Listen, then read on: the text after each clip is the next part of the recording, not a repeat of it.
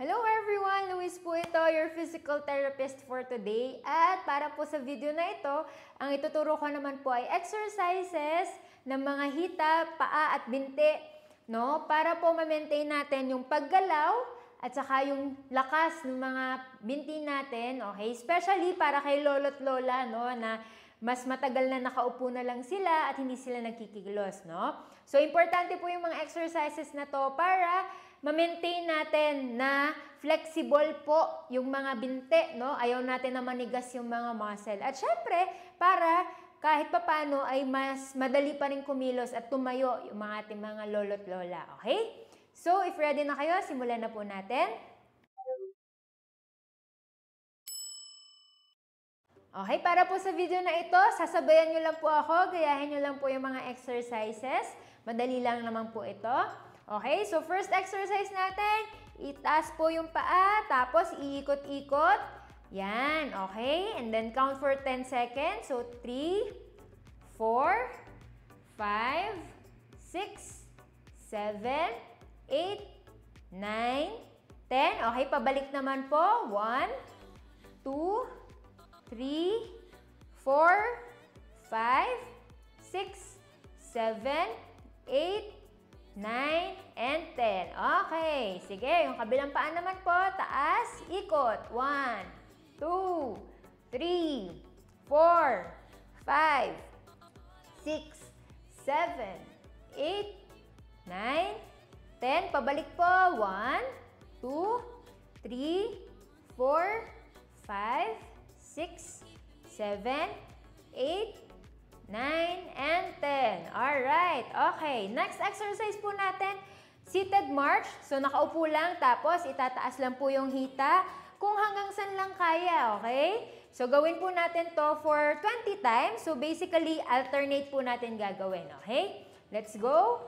1, 2, 3, 4, 5, 6, 7, 8, 9, 10, 11, 12, 13, 14, 15, 16, 17, 18, 19, 20. Okay, sige. So, for the next exercise po, ang gagawin naman po, nakalapat lang yung paa sa sahig, tapos yung hita, medyo ibubuka lang ng kaunti, no? So, pag ganito po, pag ganyan, tapos pabalik. Okay? Ulit. Buka, tapos balik. Gawin lang po natin to for 10 times. Let's go. 1, 2, 3, 4, 5, 6, 7, 8, 9, and 10. Okay, good job! Madali lang po yung exercise na yan. Okay, so yung sunod nating exercise po, parang sumisipa. So, straight lang yung hita, no? Parang pinatitigas lang po yung bandang tuhod, no?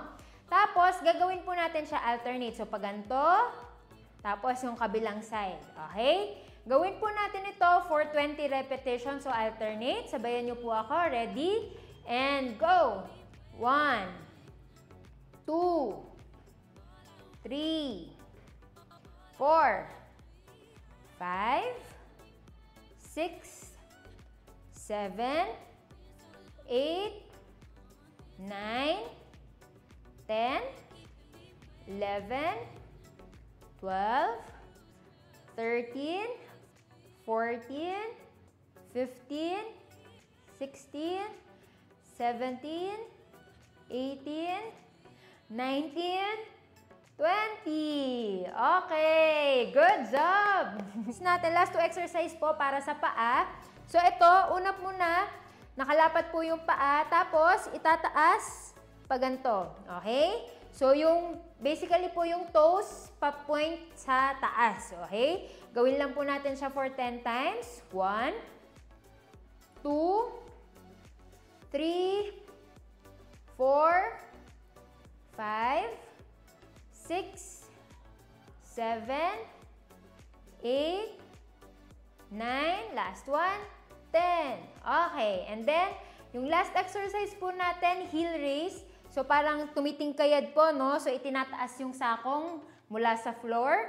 And then, gawin lang din natin siya for 10 times. Okay? So, let's go. 1, 2, 3, 4, 5, 6, 7, 8, 9, and 10. Okay, yan. So, doon na po natatapos yung ating exercises. Sana po ay nag-enjoy kayo. So, pwede po yung gawin yung exercises every day kung kaya.